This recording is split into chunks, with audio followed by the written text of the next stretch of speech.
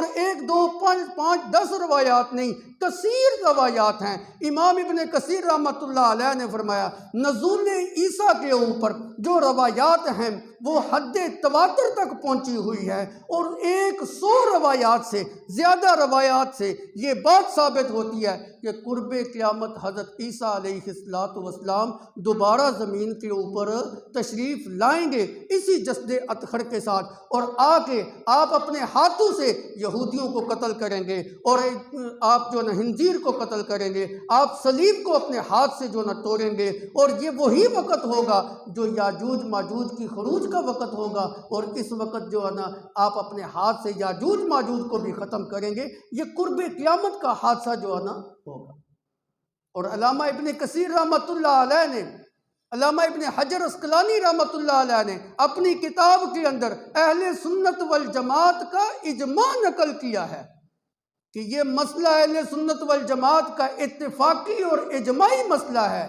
کہ حضرت عیسیٰ علیہ السلام قرب قیامت ضرور بضرور زمین کے اوپر آئیں گے، بلکہ حدیث کے اندر نشانیاں بھی موجود ہیں کہ آپ مشرقی کنارے کے اوپر،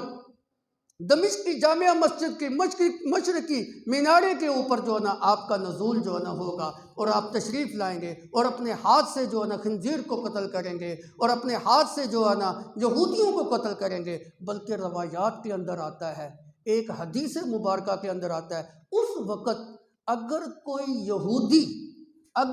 یہودی کسی درخت کی اوٹ کے پیچھے چھپا بھی ہوگا نا، تو وہ درخت بول کے کہے گا میرے پیچھے یہودی چھپا ہوا ہے، اس کو پکڑو اور اس کو قتل کرو۔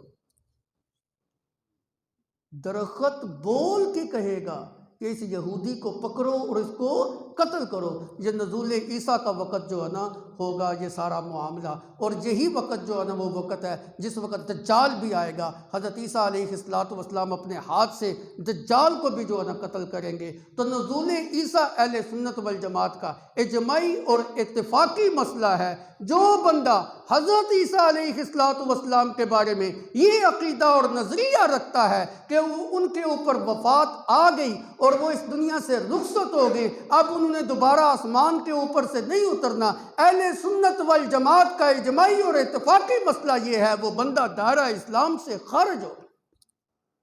اس لیے کہ قرآن مقدس کی متعدد آیات اور روایات متعددہ، بلکہ 100 سے زائد روایات اس بات کے اوپر شاہد ہیں کہ حضرت عیسیٰ علیہ السلام دوبارہ اس زمین کے اوپر تشریف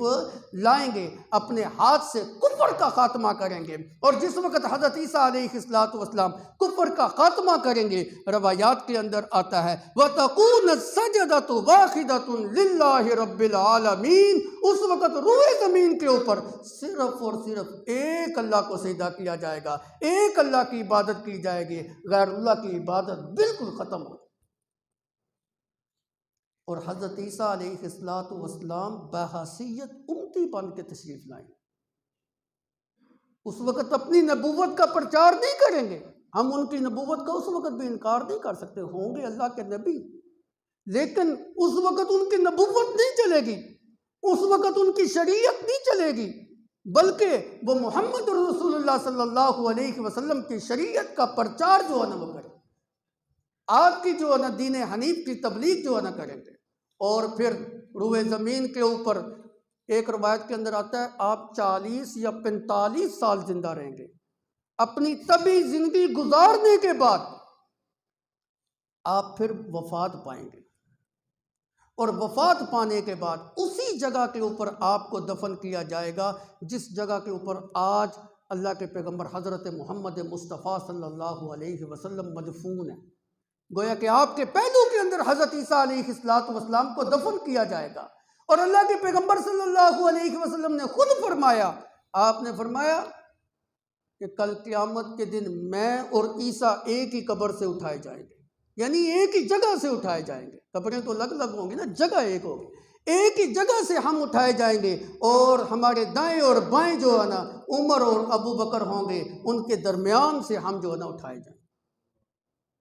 عرض یہ کر رہا تھا کہ یہودیوں نے حضرت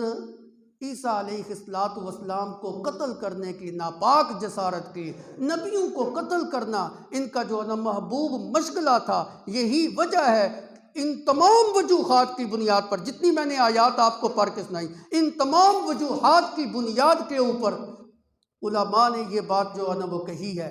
کہ یہودی بھی جو اللہ کے پیغمبر کو قتل کرنے کے در کے اوپر تھے، اسی وجہ سے اللہ نے ذلت ان کا مقدر بنا دی، ذلت ان کا مقدر بنا دی۔ ضربت علیہم الذلۃ والمسکنہ، یہ نبیوں کو قتل کیا کرتے تھے، یہ نبیوں کی نافرمانی کیا کرتے تھے، یہ اللہ کی آیات کا انکار کیا کرتے تھے، بے جا ان کو تنگ جو ہے نا وہ کیا کرتے تھے، بے جا خام خواہ کے مطالبات ان سے جو ہے نا وہ کیا کرتے تھے۔ نبیوں کو تنگ کرنا اور ستانا ان کا مشغلہ تھا۔ ان جرموں کی پاداش کی وجہ سے اللہ نے ذلت اور محتاجی ان کا مقدر۔ اللہ عمل کی توفیق عطا فرمائے۔ یہی عنوان اور یہی موضوع آئندہ جمعہ جو عرض کروں گا۔